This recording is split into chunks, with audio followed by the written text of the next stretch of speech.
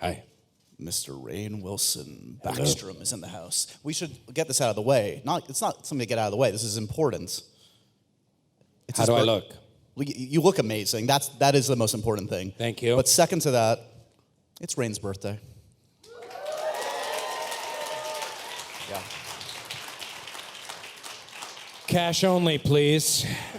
You little internet entrepreneur moguls. I know you're loaded with stock options. I would take stock options. Yeah, that's very magnanimous of you. Yes. This is your ideal kind of birthday to promote an exciting new show for Fox. I love it. I was up at dawn doing the radio call-in shows in the bathroom so I didn't wake up my wife. It was awesome. Happy birthday, me. Happy birthday, Rainn. And congratulations on an exciting new show. Backstrom on Fox premieres this week. He is Backstrom. You know you've made it when you get to be the guy in the title. The titular character, right. That kind of language is not allowed. Yeah, yes. Exactly. Right. So are you surprised, frankly, that you're back in a TV series? Obviously, coming off of The Office, a long run on that one. From what I gather, it wasn't necessarily the top of your to-do list initially to get right back into TV, yes? Yeah, I was just finishing The Office in the final week, and my agents called, and they were like, we want you to read this script. And I was like, okay. And they said, it's a TV pilot. And I was like, you're fired. And they were like, no, please read it. And it was Backstrom, and it was extraordinary. And the part was insanely great and interesting and complex and difficult. And I was like, I have to play this role. And fortunately, CBS passed on it early on, so it went over to Fox. So I had more time to relax after finishing The Office and got a nice year off. And then we just finished shooting 13 episodes in Vancouver a couple months ago, and I'm excited to wait for it to premiere. Does it feel like apples and oranges, obviously going from situational comedy like The Office, an ensemble? Obviously, there's a great ensemble cast in this, but you are the guy shooting in Vancouver on location. Is it feel analogous at all to those 9-10 years on The Office? This work on this show was so much harder. It was so much harder. It almost killed me. It literally almost killed me. I don't know what's going to happen if we do 7 seasons of this thing. It's so much work. I mean, no one wants to hear an actor complain. My dad was a sewer man. You know, he worked in a sewer construction company. That's really hard work. That being said, for an actor, it was pretty hard work. 14-hour days, memorizing 7 or 8 pages of dialogue a day, and driving every scene. What I really had was a newfound appreciation for Steve Carell and what he did on The Office. Because besides the number of pages he'd have to memorize, like driving the scenes, coming into a conference room in the office and having there be a 4 or 5 page scene, and he's at the front, and he's just got to keep it moving, and it's all about his story. I mean, it's easier for us sitting in the conference room going like, you know, throwing in a goofy line every once in a while. So, yeah, being the top guy in a show is a ton of focus and concentration, and so it's a whole other skill set, really. It's hard to compare to Dwight. I mean, I've talked to a lot of actors over the years, whether in film, and you headlined films in the past too, but there is something different about being quote unquote number one on the call sheet, right? I mean, they all look to you to set the tone in a way. That's where the tone of the show comes from. Yeah. Do you approach it a little bit differently, knowing that everyone's kind of looking to you? Yeah, there's a lot of people, like, if you do a good job in the show, the crew can all have a job for 7 or 8 years. So no pressure. They're kind of like watching you, just like, hey, you need anything? Do you want any tea? Can I get you a scarf or something? We really want you to do a good job so I can feed my family for the next 8 years, is the subtext. So there's a little bit of pressure. It's like, well, you know, and as Dwight, people are like, oh, who's that weirdo? You know, but this is a little bit different. By the way, the AOL, you guys still send out those discs? Do you get I still heard that you guys get millions of dollars a month in the monthly fees from like really, really old people who never stopped sending the checks of $19.99 a month for the internet. They don't know The internet is free now. It's free. Don't tell them. Don't tell them. We always used to thought in the 90s, it's like, oh, I wish the internet were free, but I have to pay $9.99 to AOL to get my internet. But I know there's a sore subject here. I see some people in the audience wincing. And that's what I'm all about. I'm going to just find the line. I'm just going to step over it a little bit. I'm just going to poke it a little bit. You know there are a dozen people scrambling to find you that disc for a goodie bag right now. I used to get one like every day. You couldn't get away from them. Yes. Did you have a question? No, I'm out. Okay, no. You're acting very serious. Do people know what a ridiculous human being you are? Because we've worked together didn't we get naked and make out once? I don't want to talk about that For here. real? You almost choked me to death with Twizzlers once. It was for The Rocker or for Super or for one of the movies. Here's a true story. I don't know if you remember this, to go way back. For The Rocker, the last live Q&A we did, it was Emma was there, it was for The Rocker, and you criticized my sweater and made me feel so badly about myself that I never wore that sweater again. It was a lime green sweater. It was hideous. You don't even remember it, but it killed me that day. So that's why I'm here today. Ass. I like your sweater today. Thanks, buddy. Thanks. Backstrom is based on a Swedish book series. I'm a little rusty on my Swedish books, but... What? Yeah, Give me a sense, Backstrom is a series by, I love saying this name, by Leif G.W. Persson. And he's not very well known over here, but he's huge in Sweden. He's like a god in Sweden. And he wrote this character. It's a little different in the Swedish series, and people asked me if I researched it by reading it, but it hadn't been translated into English when we started working on this. So it's a little different in the Swedish series. He's similar in other ways. He's misanthropic and angry and surly and cynical and self-hating and destructive. But he's also, in the books, he's terrible at solving crimes, and he kind of accidentally solves them, which we can't really make a TV show about. So the change is now he's brilliant at solving crimes because that gives us a television show. And what is his methodology for being, like, what are the attributes that are on the positive scale for him? He's empathetic, I guess. How does he exactly go about his business? Well, I think at first you might see an episode or two and be like, this guy's just an asshole, you know? Why do I want to just show about him? But I think you dig in a little deeper, you start to see some other textures and other colors of Backstrom, and you start to see, as we meet family members, and his ex-fiancée, played by Sarah Chalk from Scrubs, she's awesome, that you see where he comes from and why he is the way he is. But yeah, his kind of superpower for fighting crime is he sees the world with such a dark worldview that he's able to empathetically get into the brain and the heart and the tissues of the criminal and see what makes them tick and what drives them. And he puts himself in their shoes very easily. And so it's an interesting, because it's a kind of a dramedy, it's a comedy, but it also has that dark element. Do you feel that you share that empathetic spirit? In my experience, you don't care about others, you just care about yourself. You're pretty much right. Right? So this is an acting stretch, so congratulations, Yes. You're selling it. I had to exercise empathy. There's a storied history, particularly in television, of very successful characters at the core that aren't necessarily on face value very likable, that are, at face value seem to be jerks, seem to be people that don't interact well with others, but through virtue of the actor behind it, through virtue of spending some time and getting to know them, it works. I mean, that seems to be a little bit of the model that you guys are following, yes? I mean, is that a challenge? Yeah, well, it's also a model that I followed with Dwight.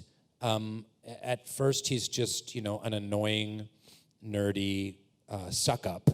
And I hope that people over the years kind of came to love Dwight and kind of like, they kind of rooted for him and like, what's going on with him? And he's got an emotional life, and he's got love interests, and he has a family, and I see how he got to be the way he is. If you're specific enough as an actor, I think you can take people along. And And there's a very lovable ensemble cast, and that he bounces off of, and he definitely gets his comeuppance. And I think that the other interesting thing about Backstrom, the character, is that his worldview, his coping mechanisms, his way of getting along in the world, it's not working, and he's falling apart. So it's a very interesting thing to see someone unraveling kind of before your eyes as they're brilliantly solving murders each week. And that's why I love about the show. It's not one of these slick procedurals where it's people looking at microfibers under a microscope and wearing Armani and everyone kind of talks the same, and it's kind of humorless. These are very human, real characters. And they eat and they get crumbs on them, and they go to the bathroom, and they're just real. So you get to know them as well as you get to solve a cool crime. So you mentioned comedy, I didn't mention comedy. You mentioned comedy playing a role in the course of the show. That's a stretch, but go ahead. Nice transition. This is the Rainn I He's know, by the worst. way. He finally came out. How's the sweater? It's okay. Okay. I just need constant It's not validation great. from It's you. it's a little bit 1998, really. The souped up Argyle. Okay, let's move on. I'm sorry I brought it up. I'm so sorry. The look of the character is not necessarily the most polished, as it were. Is that something that you had some impact on in terms of, like, this is how he should present himself? Was that on the page?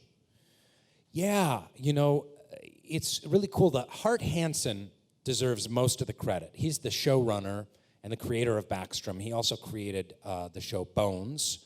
He really described him in the writing, and the orange poncho look was part of his thing. And but yeah, we collaborated with the clothing designer, with the wardrobe designer, about finding kind of a disheveled nautical Portland detective look. He lives on a barge. His family does a lot of fishing, and so finding the right kind of flannel and duck boots or rubber boots, and it was fun to kind of put together that look and feel. You've shot the first 13, you say? Yes. So premieres obviously this week. In the course of those episodes, even, do you feel like you hit the ground running? Do you feel like you found your way and found new discoveries even in these first 13 episodes in terms of this is what the show should be and can be at its best? I think we found it a little more as we went along, in the same way as The Office did. The pilot is quite good, and there's a lot of good stuff, and there was some stuff we got to reshoot in it. But as we get going in the episodes, it's finding that tone between the dark side and the levity and the comedy is really important, and we found some really great stuff as we moved along. So what were your first notes? You say you respond to the material against your better judgment in the beginning when you read that script. But did you have major notes in terms of, like, this is what can make it work for me and make it appealing? Because, when you sign on to something like this, as you say, as you well know from The Office, you could well be doing this for a while. Yeah, and, I'm a producer on the series, and that was important to me because I want to have a place at the table where those big creative discussions are being had. And a lot of time as an actor, you're just left out, and the team of producers and writers and network people make all those decisions, and then they tell you where your character's going, where the show is going, what the tone is, how the arc is, what changes they're making. And I really wanted to be a part of that, and I had some concerns. I was like, is there going to be any redemption for this guy? And Hart very much did want, ultimately, to take us to a redemptive place where he could kind of fix some of these things. I didn't want it to feel good and be all huggy and happy and stuff like that, but I did want, I just didn't want it to be too negative and cynical and not go anywhere. And I also told him, I talked about the importance of the dark side of who he is and the trauma that came from, and how important that was to me as an actor, that I didn't sign up just to do another comedy. Right. So he's very amenable, and we had a good collaborative conversation about that. Are you the type of actor that that does leave the character on the set? Because there are obviously dark aspects to this. Could not necessarily the nicest, the coolest guy to live with is Backstrom. So is some of that residual stuff staying with you after you're done shooting? You know, I'm really not like a all-methody actor, but I will say that when I was first doing it, I did find his very dark worldview kind of seeping in those first couple weeks of shooting the pilot, because I was really exploring it.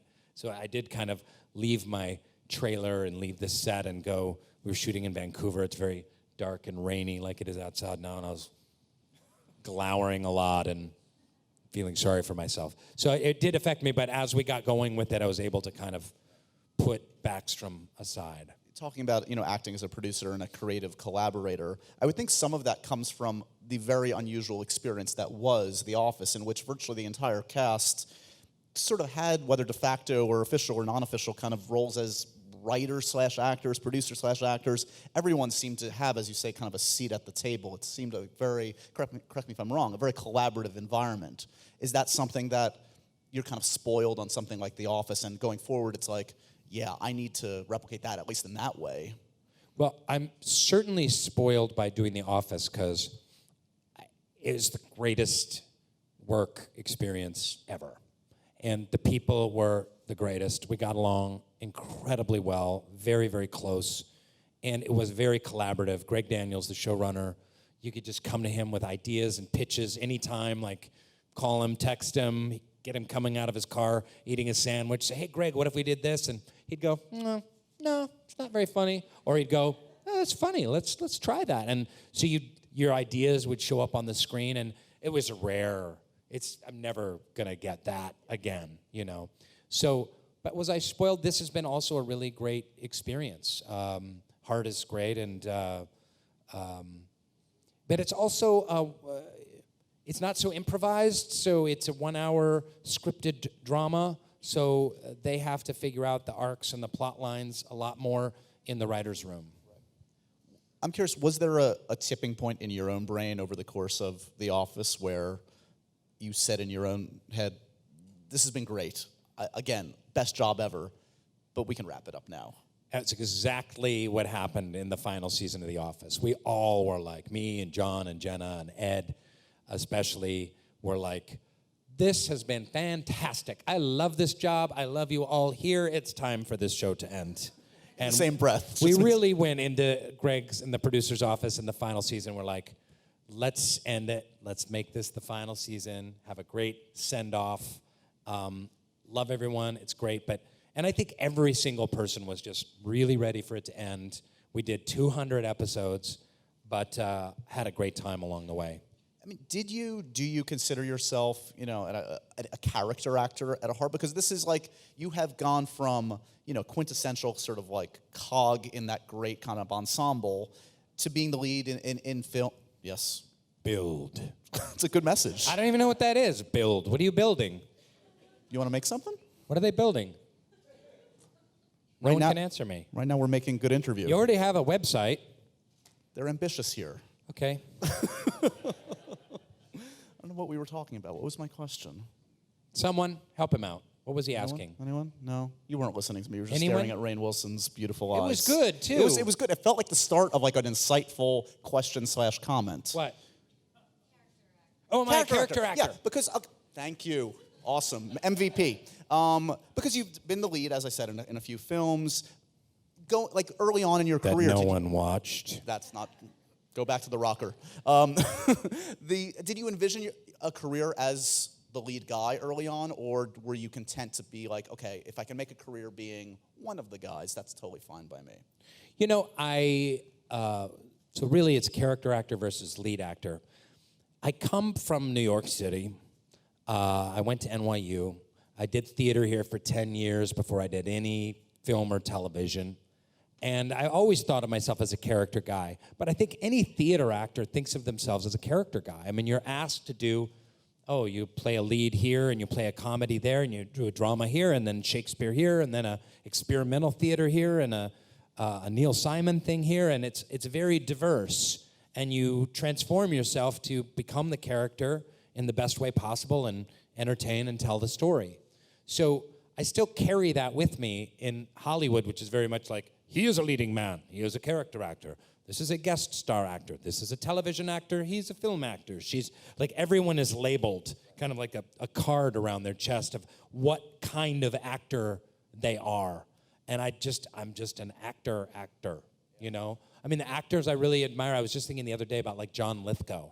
Like, he's just so great, whether he has a lead or a supporting thing or a villain or whatever, in whatever capacity he's asked to step up, he's fantastic in everything he does. And that's the kind of trajectory I'd like to go on. And he's a fascinating actor in that the way he's tackled his career. I mean, I remember I interviewed him recently about his film Love is Strange, which was awesome.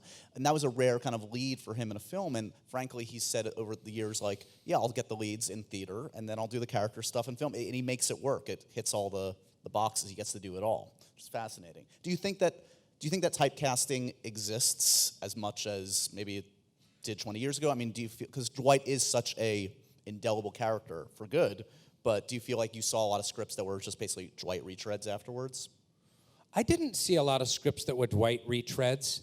I think I'll always be known as Dwight first and foremost, and that's okay. I think if some people are just saying like, oh, he's Dwight and he'll always be Dwight and that's all he can do, that's fine. And then hopefully some people will see that you can play a lot of different colors and textures and bring different facets to a character. So what's the best hope for this beyond obviously the audience seeing and responding to it? I mean, do you in heart talk about where you're going to be next season? Is it kind of like an episode at a time? Like, do you really plot ahead a lot in terms of plot, but also in terms of an arc of a character and relationships? Yeah, it's an interesting thing because the show debuts on Thursday, and if it's a big hit like Empire was for Fox, we'll immediately hit the ground running, hiring a writing staff and really talking about the arc of season 2 and places we want to go in season 2.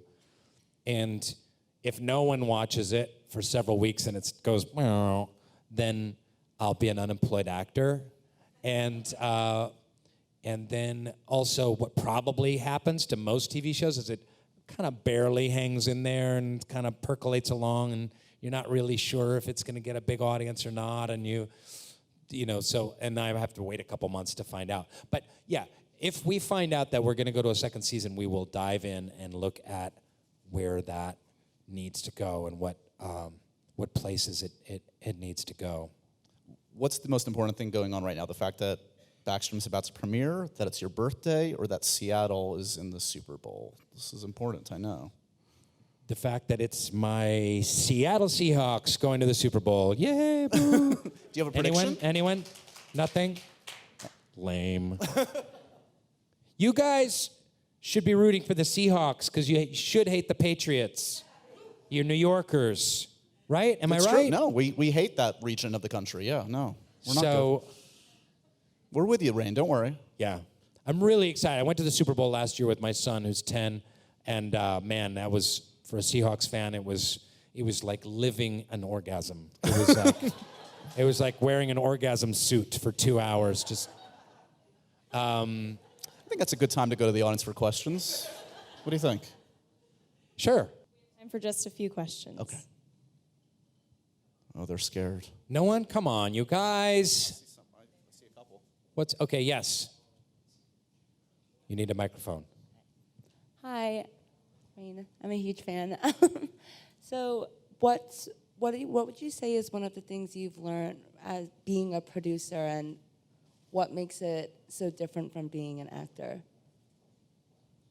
One thing I've learned being a producer different than an actor is, and it's funny, I just talked to Bob Odenkirk the other day, and he was talking about how he loved being on Better Call Saul because he's just an actor. He's not directing, he's not producing, he's not in the writer's room, he's not even thinking about any of that stuff. He just wants the script to show up, and he wants to do his job as an actor. But as a producer, what was interesting to me is how many decisions need to be made. I mean, in the course of making a television show, it's just, or a movie for that matter, like the amount of decisions is just staggering. To what clothes people wear, to what scenes to cut, to what to boost up, to what characters need to do what differently. I mean, it's just, It's absolutely, it's incredibly overwhelming. But I don't have to make most of those. Yes. How you doing? Happy birthday. Thank you.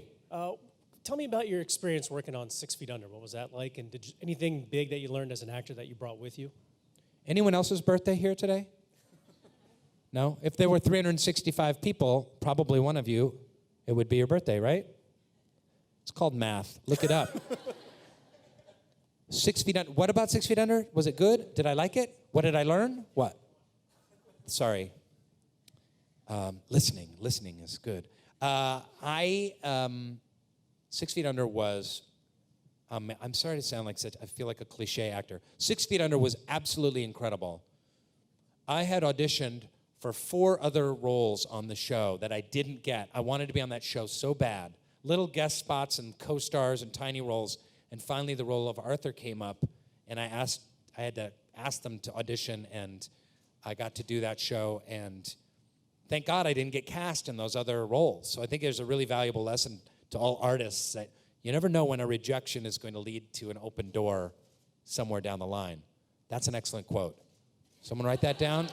Hope someone's writing this stuff You down. never know when a rejection is going to lead to an open door somewhere along the line. Can we put that on like those brainy quotes or something like that? Yeah, that's a bumper Can sticker we right there. trend It's a that long or bumper something? sticker. Yeah. Bumper sticker? Yeah. So inspirational. Did you just say you're so inspirational? I am. I'm like Oprah. I'm like only with an R. I'm like Ropra. Rainn Rope. I don't know. It was a great show. The people were so. I mean, look at the showrunners I've gotten to work for: Alan Ball and Greg Daniels and Hart Hansen. Just great people. It really put me on the map. I'm very grateful to that show. It really launched my career. It got me The Office, and it's a classic TV show. I mean, it's one of those great shows that they haven't been able to do before or since. So it was cool. We have time for just one more question. Pressure. Oh no. Now they're scared because it has to end well. It has to Is end that with it? a big Really, flourish. you guys? Yeah. This one. What do you think Dwight would be doing right now?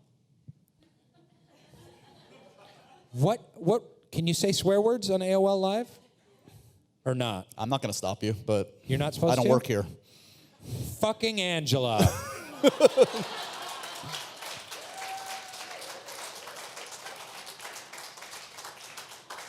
You know how to wrap up a Q&A, like the best of them. Boom, boom, boom. Bringing it all around. Let's give it up for Rainn Wilson. Backstrom premieres January 22nd. Happy birthday, Rainn. Good to see you. Come here.